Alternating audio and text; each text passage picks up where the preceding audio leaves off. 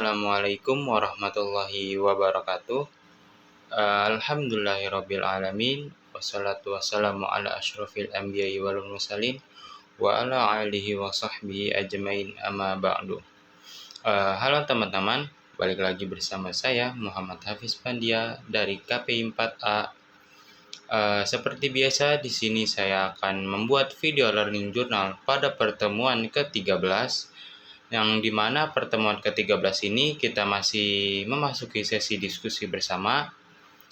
Pada kesempatan kali ini, giliran kelompok saya yang mendapatkan giliran untuk mempresentasikan makalah. Nah, pada makalah kelompok saya atau kelompok 3 ini membawakan judul tentang menulis keren di media massa, menelisik anatomi artikel dan berita. Nah, kita memasuki pembahasan yang pertama. Nah, pada pembahasan pertama ini ada tentang pengertian berita dan artikel dalam konteks media massa. Nah, di dalam media massa, baik cetak maupun digital, berita dan artikel merupakan dua bentuk karya tulis yang paling dominan dalam menyampaikan informasi kepada publik atau kepada khalayak. Nah, meski sama-sama bertujuan untuk menyampaikan informasi, keduanya ini pasti memiliki perbedaan antara berita dan artikel. Nah, kalau berita itu adalah sebuah laporan faktual mengenai kejadian atau peristiwa yang sedang terjadi atau yang telah terjadi. Nah, dan penting untuk disampaikan kepada publik dengan gaya bahasa yang lugas, objektif, dan mengikuti struktur yang jelas atau struktur piramida terbalik yang kita ketahui.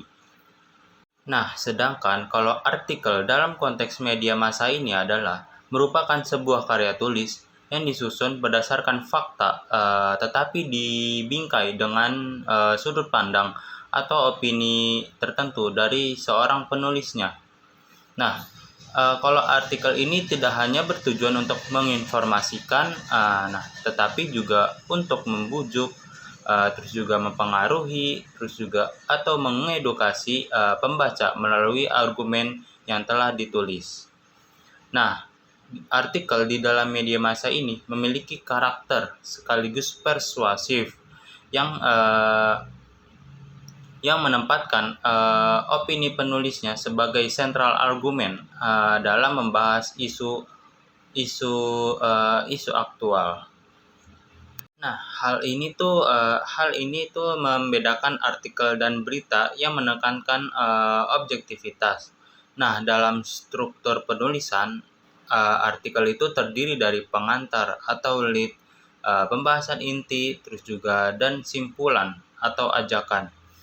Nah, artikel di sisi lain itu bersifat lebih interpretif dan subjektif. Nah, jadi itu artikel itu mengandung opini atau analisis seorang penulis terhadap isu tertentu atau yang ingin dibahas. Nah, dengan tujuan itu untuk mempengaruhi atau memberikan wawasan kepada pembacanya.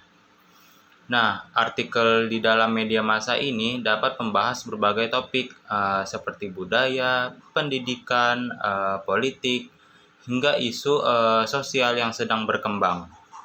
Nah, pembahasan selanjutnya ada anatomi berita dan artikel. Nah, yang pertama itu kita membahas tentang anatomi berita dulu. Nah, berita merupakan laporan faktual mengenai suatu peristiwa yang disusun secara sistematis untuk disampaikan kepada publik. Nah, anatomi berita ini merujuk pada susunan atau elemen untuk yang membentuk sebuah berita yang utuh. Nah, untuk membentuk sebuah berita yang utuh, kita perlu memperhatikan struktur penulisannya. Nah, yang pertama itu terdiri dari judul, terus juga ada teras berita atau lead, terus juga ada tubuh berita, terus juga ada sumber berita, terus yang terakhir juga ada unsur visual dan multi platform. Nah, itu tadi struktur dari berita yang untuk menulis berita yang utuh. Nah, selanjutnya memasuki tentang anatomi artikel. Nah, artikel ini juga sama mempunyai anatomi atau struktur. Nah, kalau anatomi dan struktur artikel ini berbeda ya dari berita. Nah, kalau di artikel ini yang pertama itu ada judul, terus judul atau title, terus juga ada pembuka atau lead atau paragraf pengantar, terus juga ada tubuh artikel, nah terus juga ada gaya bahasa, ada kesimpulan dan penutup, terus juga ada identitas penulis atau referensi atau sumber pendukung. Nah, itu tadi anatomi atau struktur artikel. Nah, pembahasan selanjutnya itu kita masuki tentang pengaruh media digital terhadap kaburnya batas antara berita dan artikel. Nah, media digital sekarang tuh telah mengubah landscape seorang jurnalis secara signifikan. Nah, menyebabnya kaburnya batas antara berita dan artikel ini karena perubahan ini tuh dipengaruhi oleh beberapa faktor. Nah, termasuk kecepatan distribusi informasi, terus juga ada algoritma media sosial, dan juga perubahan perilaku konsumsi oleh audiens. Nah, uh, ini berikutnya ada beberapa poin yang ingin saya jelaskan. Yang pertama itu ada disintermediasi dan citizen journalism. Nah, jadi yang dimaksud dengan poin yang pertama ini adalah media digital tuh mengurangi peran seorang jurnalis atau seorang redaksi sebagai penjaga, istilahnya itu kayak penjaga informasi untuk disebarkan kepada publik. Nah, disintermediasi ini artinya hal ini tuh banyak berita yang dibikin oleh seorang warga biasa gitu. Jadi bukan seorang yang profesional atau seorang yang sudah terlatih.